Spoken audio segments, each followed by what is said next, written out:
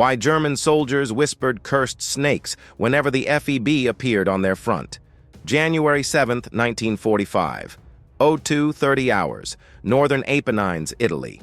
2 German soldiers stumble back across their own line in the dark. 8 men went out. These 2 came back. One has a bayonet wound to the left forearm. The other has a fractured eye socket, struck hard enough that the left side of his face has already swollen shut.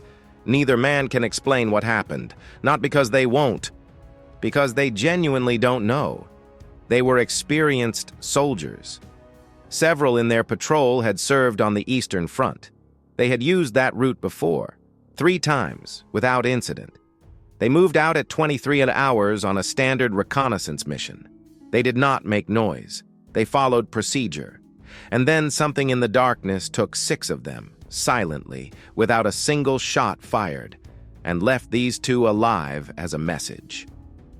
The intelligence officer who debriefs them writes his report the next morning. He types it in the clipped German of military documentation, careful and precise. Then he puts down the typewriter, picks up a pen, and adds 3 words in the margin. Die verfluchten Schlangen, the cursed snakes. It is not the first time that phrase appears in these records. It will not be the last. By November 1944, the Italian campaign has been grinding for 16 months, with nothing to show for it but casualties. The Gothic Line, the German defensive belt across the spine of the Apennines, has absorbed 2 major Allied offensives without breaking. Every ridgeline is a fortress. Every valley is a kill zone. The man who holds the high ground holds everything. Monte Castelo is the key.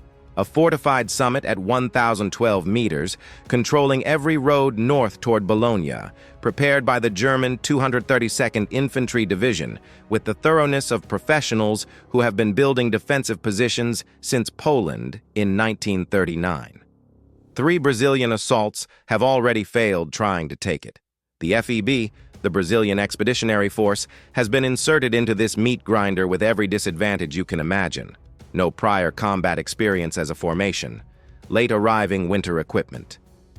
Uniforms that do not fit the mountain cold. What the German assessment doesn't account for is who is inside those uniforms. The Brazilian enlisted soldier of 1944 comes largely from the rural interior of a continental country. The Cerrado of Minas Gerais, the Caatinga of the Northeast, the Amazon. These are landscapes that do not forgive inattention, where you learn to move quietly, to read terrain in darkness, to remain perfectly still for hours while something dangerous passes close. Not as a trained skill, as survival. The Germans have been fighting Europeans for 5 years. They know how Europeans fight. They have never fought men like this. They are about to find out. It starts small. November 3rd, 1944. A German patrol report notes that the new unit conducting operations in the Brazilian sector is different from the American unit it replaced. The patrols are more frequent. The timings are irregular. The routes don't follow patterns a defender can predict. Unpredictability, in the mathematics of defensive warfare, is among the most dangerous qualities an opposing force can possess. November 11th. A 2-man German observation post at 830 meters goes silent during the morning rotation. Both men are gone. No shots fired, no alarm raised. The field telephone line is intact. Their equipment, rifles, ammunition, personal kit, is stacked neatly against the wall as if they stepped away and intended to return. They surfaced 3 days later in a Brazilian prisoner of war facility near Florence. 4 Brazilian soldiers delivered them there and filed an after-action report in 8 words. Target acquired, no shots fired, 2 prisoners delivered. The German intelligence officer's reconstruction of how that post was approached and neutralized, without triggering its trip flare, its telephone check-in protocol, or its visual signal system, fails completely. His report concludes with candor unusual in military documents. The method used by the opposing patrol remains unknown. A second post disappears 3 weeks later.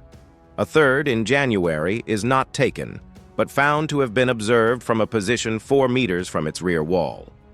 Boot prints in the frost, facing toward the German position, close enough to hear the men inside breathing. Whoever made those prints stood there, watched, and left without being seen. By December, captured German soldiers are describing the Brazilians in terms an American intelligence officer finds unusual enough to underline in his transcript. "They don't fight the way soldiers fight," one prisoner says. "They hunt." Here is what makes this story different from every other night patrol story of the Second World War. The Brazilians aren't just taking prisoners, they're dismantling a system. And one man has been planning, for 19 days, the operation that will change the entire course of the battle for Monte Castelo. One man, one limestone outcropping at 870 meters, 40 seconds. Corporal Adalberto Caires is 24 years old. He comes from the municipality of Lençóis in the Chapada Diamantina, a landscape of sandstone escarpments and dense cerrado in Bahia. He has conducted 11 previous patrols in this sector. His objective tonight is not a prisoner.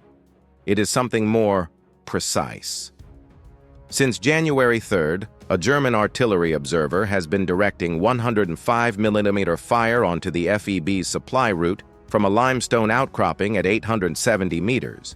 The exact position, the exact man, responsible for destroying 2 mule loads of ammunition, a field telephone relay station, and the life of Evaristo Campos, 20 years old from Pernambuco, killed on January 17th when a round hit the column he was guiding. 2 air support requests denied. 3 counter-battery missions failed. The outcropping's geometry protects it on 3 sides. The only way to neutralize it is from the ground. Caires has spent 19 nights preparing for this. Not moving fast, moving incrementally, advancing a little further each night, stopping, observing, withdrawing, mapping the sound environment, learning the rotation schedule, identifying the single unprotected approach. The northern face, uphill, which the German designers left unwatched because no threat was expected from the direction of their own line. They were wrong about that. January 22nd, 22:30 hours. Overcast, moonless. The darkness on that slope is as close to absolute as mountain terrain produces. 6 men depart. Caires leads. The drainage gully, 120 meters, 35 minutes. The scrub vegetation band, 40 meters, 22 minutes, every movement timed to coincide with the wind's contact with the brush, using the ambient sound of the vegetation itself as cover. Then the open shale. Caires stops the patrol at the vegetation edge. He calculates the next radio transmission will begin in approximately 2 minutes. He distributes 4 men as security. He and Private Joaquim Santana, 21, from the Vale do Jequitinhonha, the patrol's best mover on open ground, will cross the shale during the transmission window. 80 meters of open rock, no cover, in darkness, while the radio operator is distracted by his equipment. The radio begins transmitting at 23:47 hours. They move. 50 seconds across frozen shale. Not running, but the fastest pace silent movement permits. Feet testing and committing in a rhythm 19 nights of preparation have made automatic.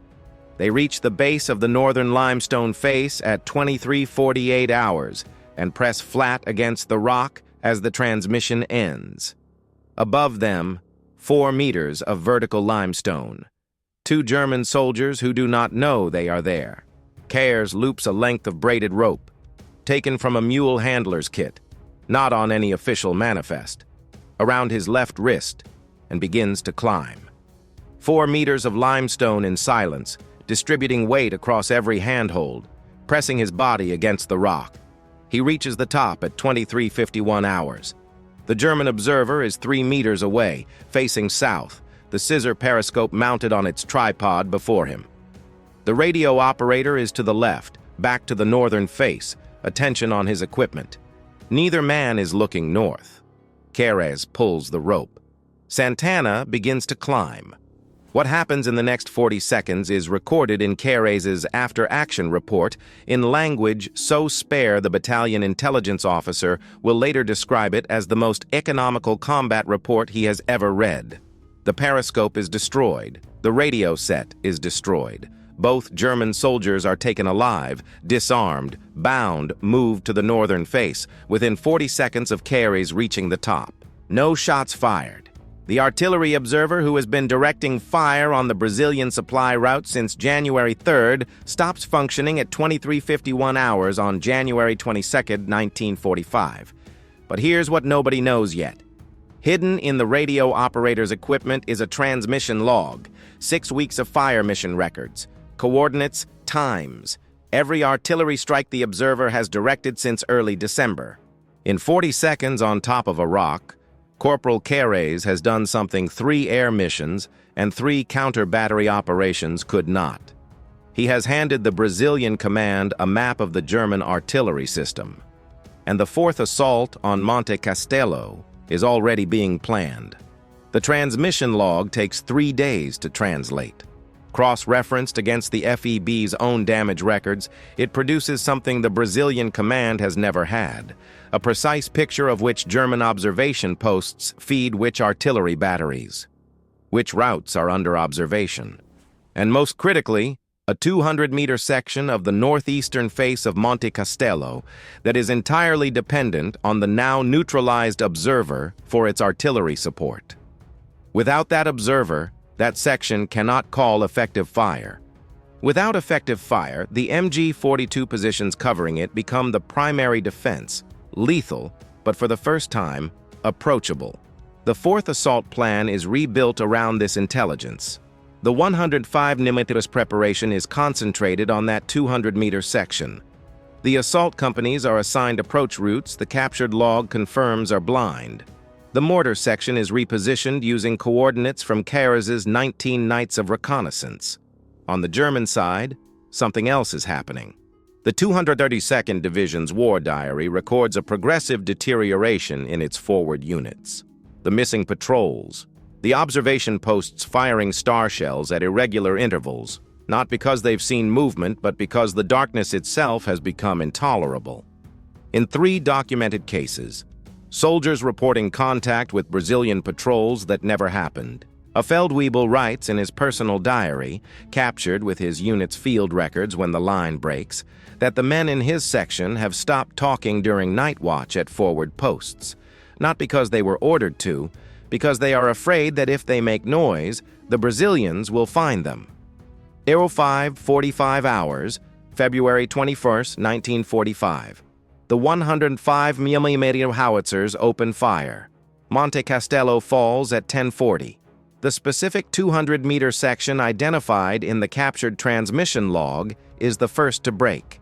The assault companies advance along routes 11 weeks of patrolling have mapped in detail. At 10:40 hours, Sergeant Olívio Gondim raises the Brazilian flag over the summit, not as a gesture, but as a signal to American artillery observers to shift fires north. In the German command post, the loss is recorded in 2 sentences. Time of assault, time the summit was lost, no analysis, no attribution of cause, just the record of what happened. The cursed snakes are on the summit. The mountain is taken. Corporal Adalberto Keres receives no individual commendation for January 22nd. His 4-paragraph after-action report is processed, forwarded to regimental headquarters, and filed. It is not lost. It is simply never read again in a context that connects it to a name. The full story.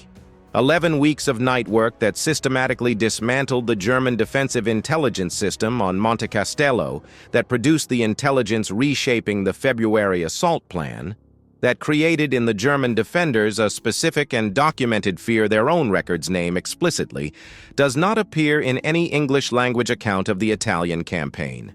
The German records, captured in March 1945, are transferred to American custody, processed for immediate intelligence value, and archived, in German, in a facility in Washington, where they remain, largely unread, for decades. It takes until 2003 for Brazilian military historian Denison de Oliveira to obtain access to the captured 232nd Division records. What he finds exceeds what the Brazilian operational record suggests. The phrase verfluchten Schlangen appears in those German documents on 14 separate occasions across November 1944 to February 1945. Formal patrol reports, informal unit communications, a company commander's memorandum requesting additional trip flare stocks, the Feldwebel's personal diary. It is not one soldier's coinage. It spread organically through an entire division, the way language always spreads when it captures something existing vocabulary cannot describe.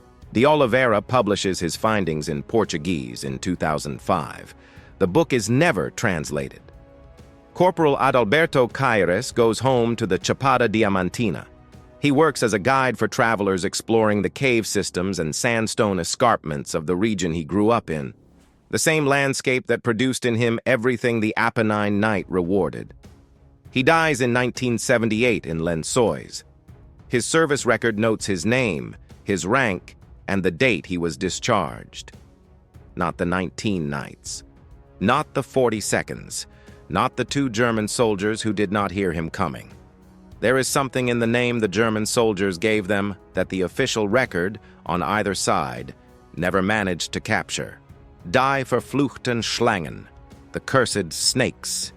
It carries the specific weight of fear that has been earned rather than assumed. Fear produced not by a single dramatic engagement, but by 11 weeks of incremental, patient, methodical work in darkness, by men whose names the formal record did not preserve. Corporals and privates from the Cerrado and the Caatinga and the rivers of the Amazon, carrying American rifles and 19 days of reconnaissance in their heads, moving across frozen shale at a pace calibrated to the acoustic threshold of the terrain. They were not supposed to be there. Their country was not supposed to send them. The snake on their shoulder patch was the symbol of an impossibility that became, in the mountains of northern Italy, something German soldiers wrote about in the margins of official documents because the main text had no category for it. 14 times in German military records, the cursed snakes are named. Not once does the German soldier writing in the cold of the Apennine winter know the name of the man who taught him to be afraid of the dark. His name was Adalberto Caires. Subscribe. Share this with someone who has never heard of the FEB. The cursed snakes are still out there in the archives. We are still looking for them.